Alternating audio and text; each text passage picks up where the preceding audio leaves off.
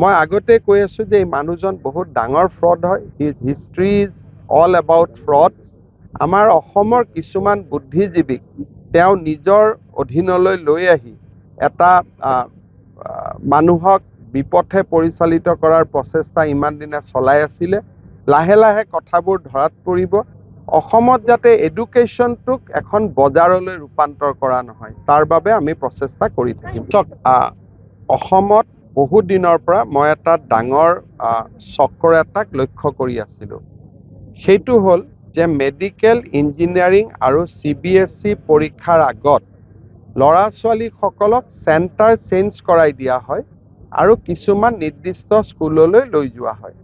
গোৱালপাৰা, নগাঁও, কামৰূপ জিলাৰ 247 গৰাকী ষ্টুডেণ্টক CBSE পৰীক্ষাত 30 নম্বৰকৈ অধিক নম্বৰ দিয়াৰ প্ৰতিশ্ৰুতি দি এখেতসকলক বৰাক উপত্যকাৰ পাথাৰকান্দিলৈ লৈ যোৱা হৈছিলে।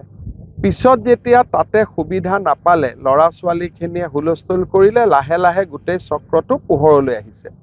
আৰু এইটো CBSEতে সীমাবদ্ধ নাথাকে, এইটো মেডিকেল এণ্ট্ৰেন্স পৰীক্ষাটো চলি থকা ডাঙৰ এটা ফ্ৰড এটা আমাৰ সন্মুখলৈ আহিব।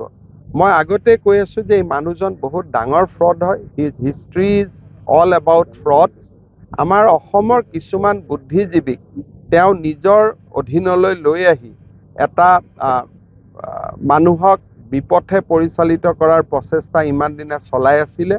লাহে লাহে কথাবোৰ ধৰাত পৰিব।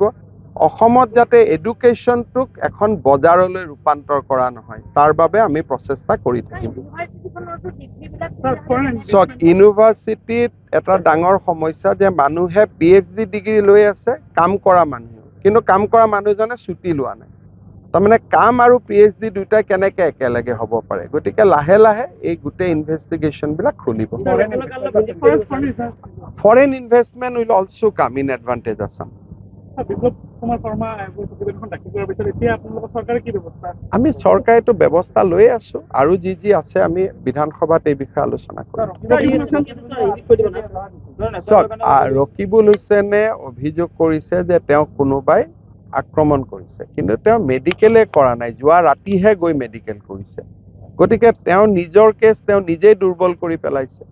হ'ব, ইয়াত আৰু নালাগে আৰু ইয়াত আৰু গোটেইখন চাংচাৰিত আহি গোটেই অসমখন সুধি থকা দৰকাৰ ন। যিকোনো খবৰৰ বাবে যোগাযোগ কৰক 7099017330 লগতে 7099017110 নম্বৰত। যিকোনো খবৰৰ বাবে যোগাযোগ কৰক 7099017330 লগতে 7099017110 নম্বৰত।